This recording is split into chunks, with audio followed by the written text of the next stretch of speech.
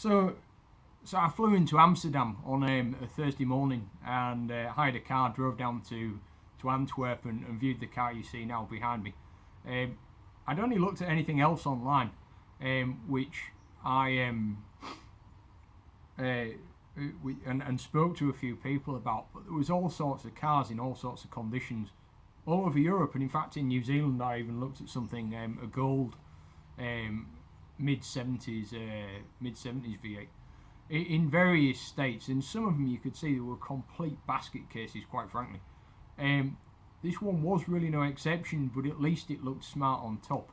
I'll post a couple of pictures or add them to the video somehow and show what it actually originally looked like, which was a lovely maroon colour that had been sprayed.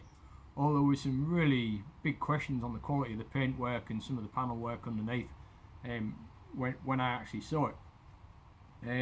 I started prodding around the car in this guy's garage. His comment was, "I've never seen anybody look at a car quite like that." I said, "Well, I'm not quite sure what you actually really expect then. This is a classic car, it's full of holes. The sills were coming apart in my hand, large lumps of rust. In fact, when I started really digging into it back in my own garage, I was pulling mouse heads out from under some of the body panel work. It had been, I wouldn't say I found it as a barn find, but I know this guy had bought it from a guy in France, and at some point it had been in a barn. Not his garage. He had a very, very nice garage and had 3 other AM V8s in there, which were in cracking condition. Anyway, beyond all probable better judgment, and as I say, various pieces of advice I'd had, I bought it anyway. A guy of mine named Chris, he races drag cars. He's got a big trailer, and he popped over to Belgium for me, as you do. Cheers again, Chris. That cost me a good dinner, but fair play. And brought it back to my wife. I was halfway around the world again, and she didn't believe I bought it until he literally turned up with it. And if you think that's a joke, perhaps you can ask her sometime. It was a bit of an experience. So when I came back for Christmas, there were 2 cars on the drive, only a single door in the garage.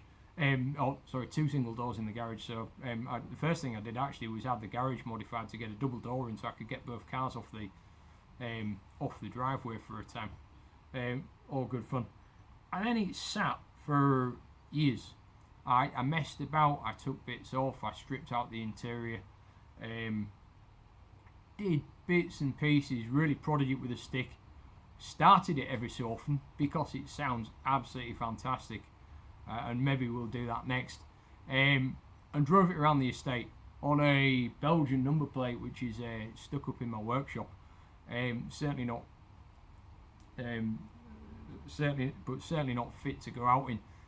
Body flexure happened when I jacked it up the first time just to look underneath it, and it was it really wasn't in good condition. The car moved, and I knew that I needed to get stuck in, and the number of times I pulled out an angle grinder with the intention of getting under the skin, especially on the sills, the side panels, and the generally the underpinnings and the structural stability of the side of the car. I just didn't have the guts to do it. Done it before on the Spitfire, but the Spitfire, the backbone chassis is the strength of the car. In this car, the sills and the footwells make up quite a lot of the rigidity, and I didn't want to fuck it up, to be quite honest. And so I got quotes from a couple of companies quite notable in the south of England. I'm not going to name them. One company were pretty expensive. And they knew what they were talking about. There's no question about that. I'd seen the workshop, but I decided they were too expensive. The second company came in really reasonable, and we're talking Aston reasonable, not not common sense in anybody else's world. And so off it went to them, and I was called pretty soon after it going in. They said, "Look, we can't do it for this price. It cost us doubled. This is a much bigger job than we anticipated." They were the guys who'd come down and seen it in my garage, and given me an estimate. I said, "Yeah, okay, I kind of saw that coming. I knew there'd be growth in it." There was a lot more in the driver's footwell, especially, that needed doing, but also the passenger footwell. The 4 sections of the wings, front and aft, of the door on both sides, were cut off, so the old aluminium was corroded very heavily on the bottom, along with the steel work. The sills were just like a sieve, total waste of time. Inner sill, outer sill, all the jacking points, the support bars were gone.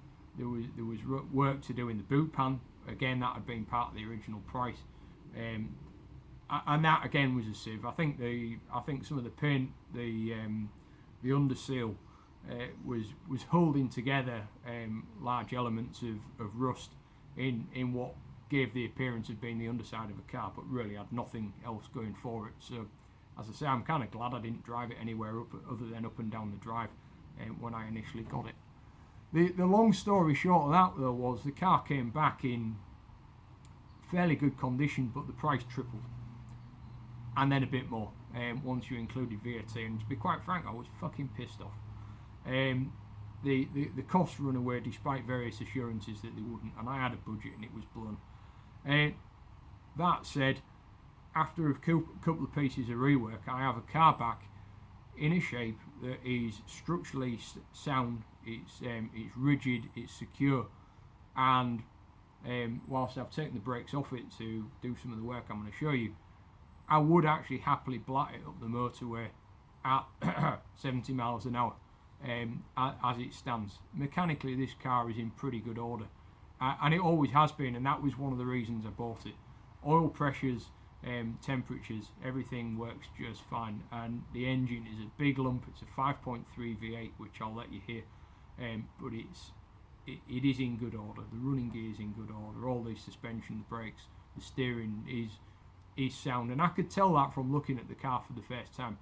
Sounds like a bit of a bag of spanners when you start it up. It never starts first time.